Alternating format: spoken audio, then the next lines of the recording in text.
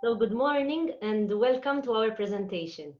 My name is Laura Formosa, and together with James Calleja, we will be presenting our work, our journey of our teacher learning within the process of lesson study.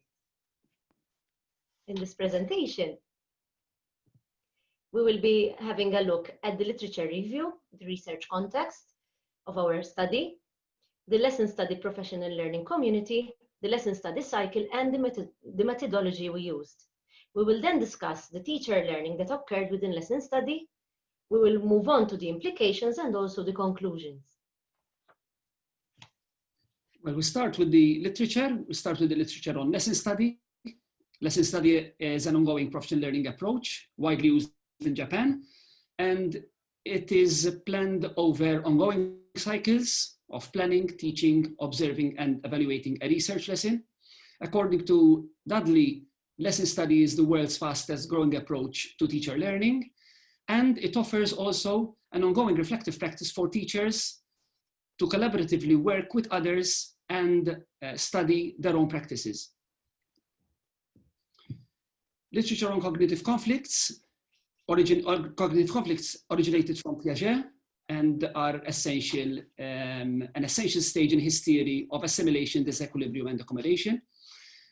Cognitive conflicts also offer an unpleasant state of disequilibrium for a teacher because they manifest themselves in terms of uncertainty, doubt, frustration. And if they are purposefully created, they can enhance and facilitate teacher change. In our research, we use the term socio-cognitive conflict because we believe that cognitive conflicts can be resolved by the teacher, both through communication, so socially, and through cognitive means by reflection and identification of the challenges and the conflicts. Now we move on to teacher change. Literature shows that teacher change is a slow process. We focus on conceptual change, which describes the teacher's dissatisfaction with her existing beliefs, knowledge, and practices. And in this research, we focus in particular on accommodative change because we feel that it occurs because it is internally motivated by the teacher, as was in our case, the case of Laura. And it is built on the implicit ideas, beliefs, and practices of the teacher. And it is also related to resolving her own conflicts based on her practices in a social climate based on collaboration, trust, reflection, deliberation, as the lesson study context offered. So we're going to give you a brief overview of our research context. This study took place in Malta, in a Maltese primary school, and the students' ages varied between the ages of 5 to 11 years in the primary. However, this particular art lesson study took place in one particular grade, which we will explain later on. This school where this lesson study took place has 6 grade levels, from grade 1 up to grade 6, and in each grade there are 3 classes of about 24 students in each. Now, what's important to note is that for art classes, I am their art teacher, students get 1 hour per 2 weeks. So every time they have art, I have half the class. Now, professional development opportunities usually vary, tend to be take a whole school approach and take around 24 hours per school year. Lesson study was introduced in Malta for Maltese teachers in 2017 by Collaborative Lesson Study Malta. And we're going to see how our research collaborated worked, who was involved, when it happened, where, what, and why we did this research study. So the who, I was involved, I was the primary school art teacher that took part in this lesson study, and James was the lesson study facilitator. And together with us, there were also other knowledgeable others. When we say knowledgeable others, we are referring to experts in the field, in this case, in the field of art education, in the field of primary education, and also in professional development of teachers. This happened, this art lesson study took place between December 2019 and March 2020. It took about eight weeks. It happened in a grade 4 art class in one of my lessons. And the concept that we developed was to understand the use of foreground, middle ground, and background when they are designing an artwork. Why? We felt, and I felt, that lesson study offered me a professional learning process with an ongoing opportunity to collaborate with others and plan and discuss my practices together with these knowledgeable others. Now, as you can see here, this diagram represents the lesson study professional learning community that was created in this art lesson study that we did. These people that you see in this diagram were identified by myself together with James, the lesson study facilitator, and we believe that these people, these knowledgeable others, could help us and support us throughout the whole lesson study process. Now we move on to the lesson study cycle. We explain the 4 stages of the lesson study cycle that we were involved in. Primarily, we started off by studying a concept that the teacher felt was challenging for her to teach. And at the same time, it was also challenging for students to understand. In this case, it was the concept of foreground, middle ground, and background. We also then moved on to study curriculum materials available, textbooks, and online resources that were available that we could also integrate in order to plan the lesson. Eventually, we moved on to the planning phase. Laura was involved in this phase. And during this planning phase, we made use of and involved other knowledgeable others, as Laura mentioned, particularly the art education expert. We went on to teach the lesson to a group of 12 students. The lesson was taught by Laura. I was an observer, but we also had other knowledgeable others observing, including the class teacher, the learning support educator, the head of school, and other teacher educators. Following that lesson, actually after the lesson, we reflected on the outcomes of the lesson. So we involved the knowledgeable others and the observers to give us feedback about the lesson. During the lesson, we also collected data. So that data also helped us in reflecting and then making changes to improve the lesson. Following that discussion, Laura and myself, we gathered again, we discussed the improvements that could be made, and we entered a second cycle where Laura again then taught the lesson to another group, and eventually we also reflected on that at the end. The methodology. Well, this was a case study approach. So it's a case study because it's focused on just one teacher, a single teacher working with a particular class in a particular school. This case study involved weekly meetings, face-to-face meetings between myself and Laura, and online communications. We used various ways, in particular, Facebook Messenger and emails. Laura kept a reflective journal throughout the 8-week period in which she wrote down 13 reflections that amassed about 13,000 words. We used a thematic analysis approach to analyze the data in the reflective journal. But following that, we also held follow-up meetings to discuss the findings and the data. In order to complement that same data and to make the findings more robust, we also complemented these with the different lesson plan versions that Laura created along the process. We also included post-lesson discussions and also a detailed report documenting the whole lesson study process. And we will be giving you a link to that report later on at the end of the presentation. So now we'll move on to see how the cognitive conflicts and dissatisfactions that I experienced, which I recorded in my reflections, in my reflective journal, throughout the lesson study process brought about teacher change. And we're going to see how these were grouped up in 3 sections.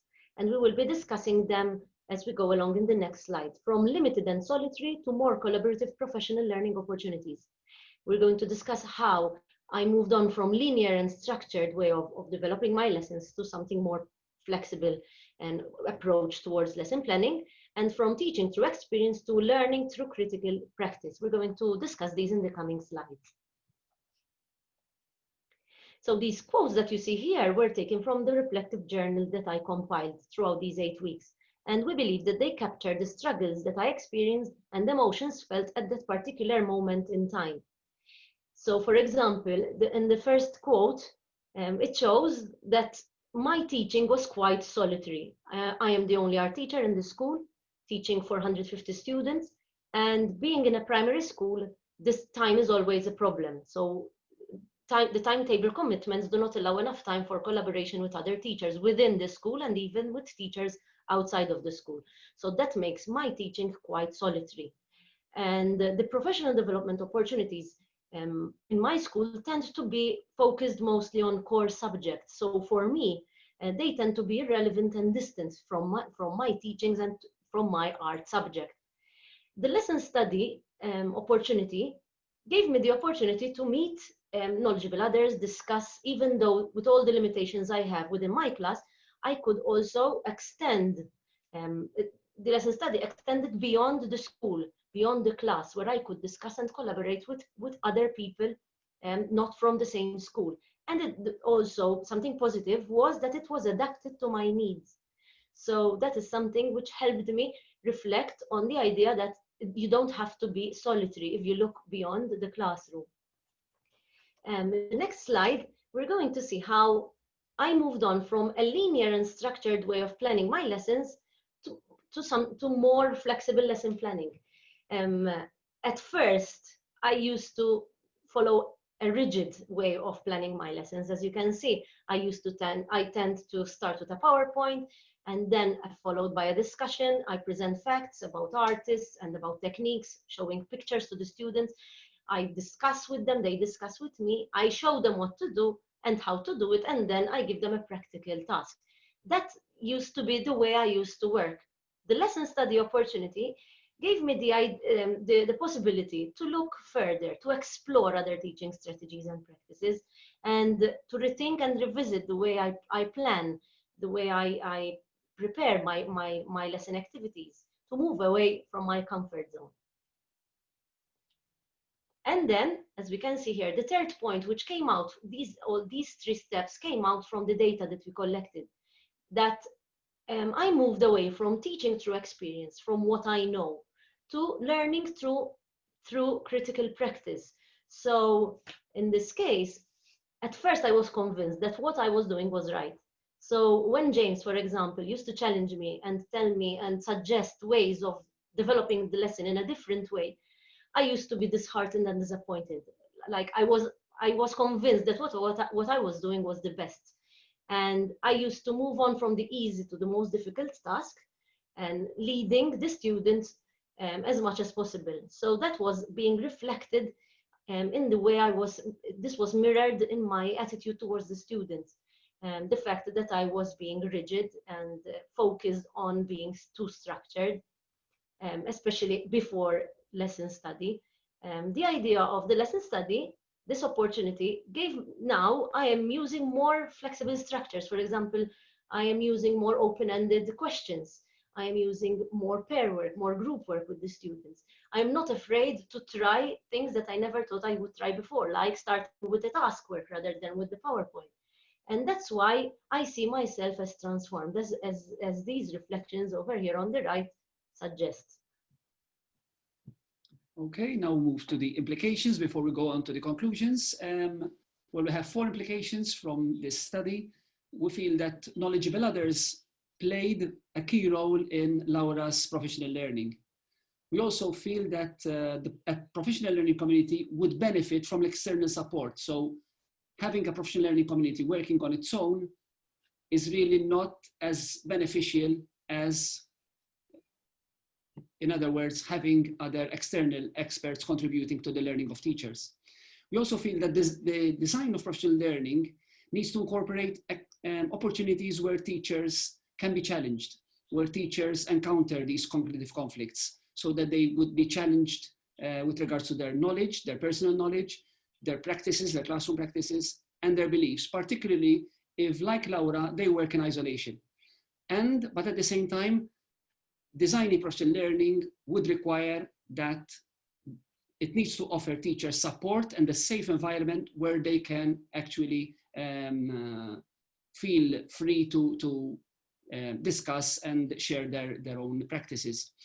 As a 4th point, lesson study, we feel it provides the context for teachers to take risks, particularly because of a structure that offers or can offer teachers support. And as Dudley mentions, we feel that lesson study gives teachers the opportunity to share their professional vulnerabilities. As our conclusions, we feel that change for Laura was a painstaking process, and we feel that it is a painstaking process for more teachers, for teachers in general, particularly because change involves uncertainties, frustrations, dissatisfactions that would be taking place over time. However, within an environment that offers ongoing and timely communication and support, these uncertainties and frustrations can be addressed. As our second point, we feel that meaningful change can occur if teachers take control of their destiny. As in Laura's case, Laura was actually in control of the lesson study. She was central to the lesson study process. And knowledgeable others came in when Laura requested that these could help her and to achieve at a higher level. We also feel that change may come about in a relatively short time. This goes against research which shows that change really requires quite a long time to happen. Hence, we feel that there is an additional question that we need to answer. So if change happens in a relatively short time, can it be sustained? And how can it be scaled up? Our final observation and conclusion would be that learning within lesson study is goal-oriented because teachers need to be directly involved in the process and in the design. And a process that is purposefully planned to accommodate the needs and context of teachers is likely to be more beneficial and effective towards teacher change. That is our last point. We would like to thank you for listening to our presentation and welcome any questions that you may have. We also offer here 3 links, one of them to the lesson study website, one to the lesson study report that myself and Laura wrote, and another one to the working paper we published in the Collective ED journal. Finally, we have the references which will be available as well. Thank you very much. Thank you all.